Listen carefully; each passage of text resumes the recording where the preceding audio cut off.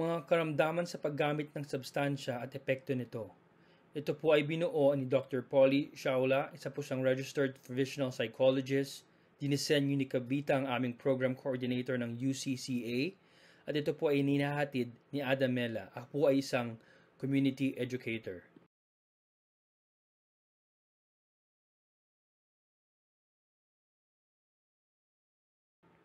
Panimula. Ang mga sakit sa paggamit ng sangkap or substance use disorders or SUDs ay kabilang sa mga pagpapalaganap ng alalahanin sa kalusugan ng publiko sa buong mundo. Ang Diagnostic and Statistical Manual of Mental Health Disorders 5th edition ay nagbibigay ng mga pamantayan para po sa pagdiagnose at pagtatasa ng kalubahaan ng mga sakit sa paggamit ng substance at pagpapatawad. Ang etiology ng substance use disorders. Pwede po ito ay genetic, pwede rin po ito ay dulot po ng mental health disorders o mga individual na may anxiety o pagkabalisa, depression, bipolar disorders, or schizophrenia ay may mataas na panganib, mga katangian ng personalidad, ang mataas na impulsivity, at trauma at stress. Ang trauma sa maagang pagkabata, PTSD at talamak na stress ay nag-aambag po sa maling paggamit ng substance o substance use disorders. Mga salik sa kapaligiran tulad ng maagang exposure, paggamit ng substance sa murang edad ay mas malamang na magkaroon sila ng substance use disorder. Ang dynamics ng pamilya, impluwensya ng mga kaibigan o peers, availability at accessibility, socioeconomic status. Ang mas mababang antas ng kita at kawalan ng trabaho ay nauugnay sa mataas na rate na paggamit ng substance, mga pamantayan sa kultural, impluwensya ng media, at mga salik na neurobiological or brain reward system, dopamine dysregulation, and neuroadaptation.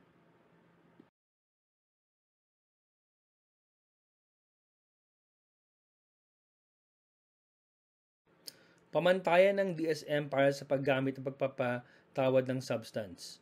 Kalubaan ng substance use disorder ay inuri bilang banayad 2 to 3 na symptoms, katamtaman 4 to 5 na sintomas or symptoms, o malubha 6 o higit pang sintomas. Ang mga kategorya ng mga sangkap at epekto nito, tulad po ng alak, nagbibigay po ito ng euphoria, relaxation, kapansanan sa motor coordination, cognitive impairment at risk-taking behavior.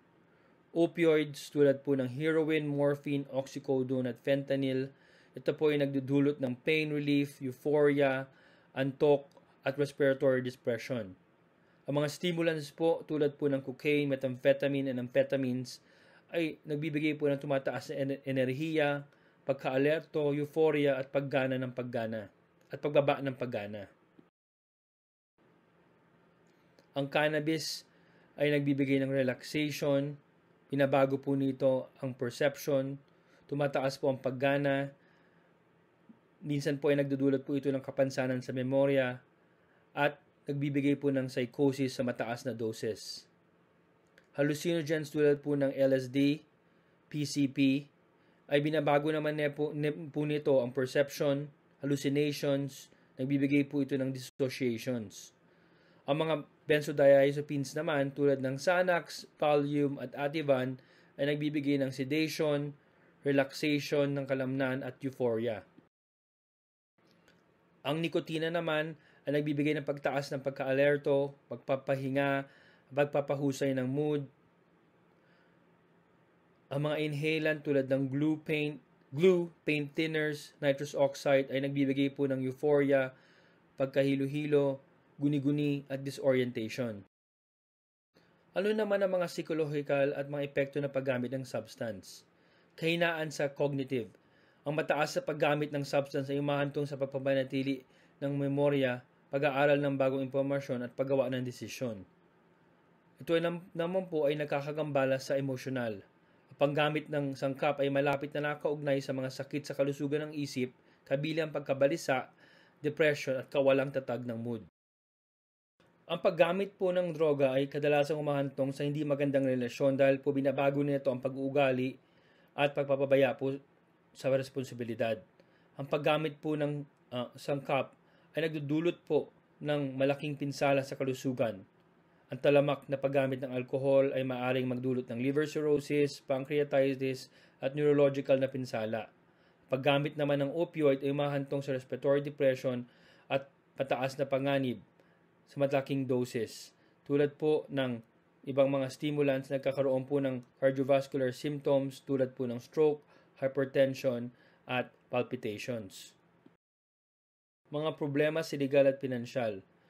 Maraming mga individual na may SUD ang nagsasagawa ng mga mapanganib o illegal na aktibidad upang makakuha ng mga substance. Tumahantong ito sa pag-aresto, multa at mga record ng kriminal.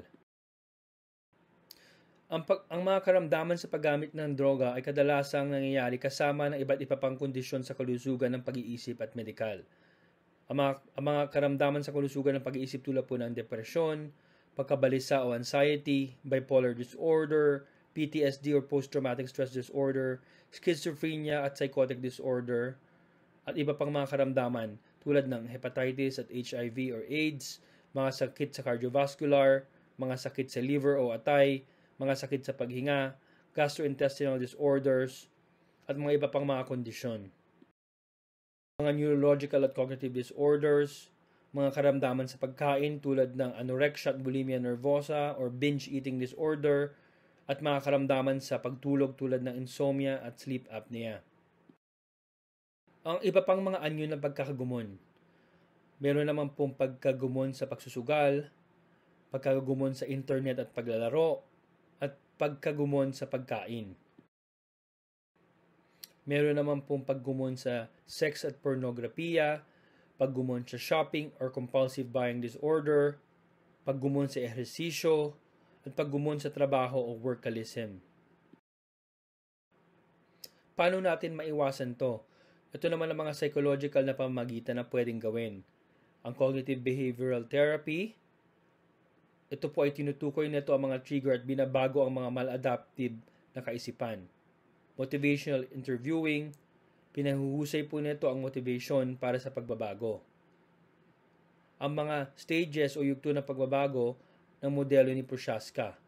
Ang pre-contemplation stage o yung walang intensyon na baguhin ang pag-uugali.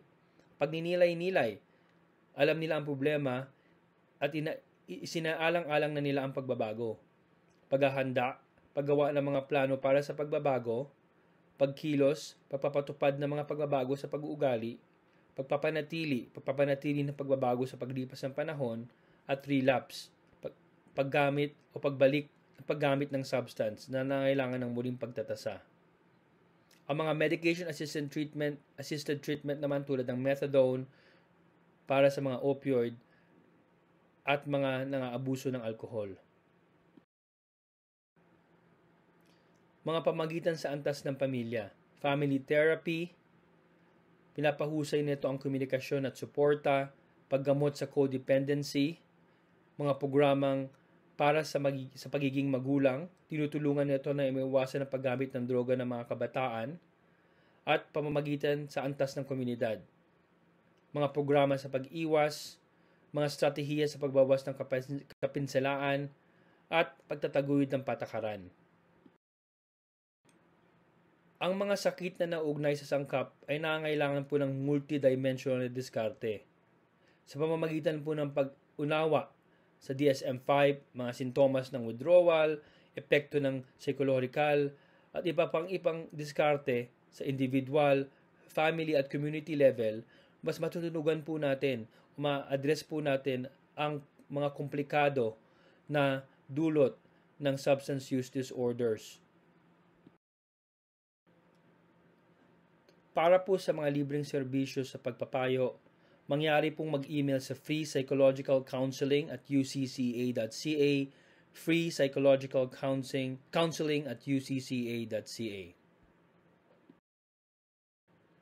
Maraming salamat po sa inyong pagbabasa at pakikinig.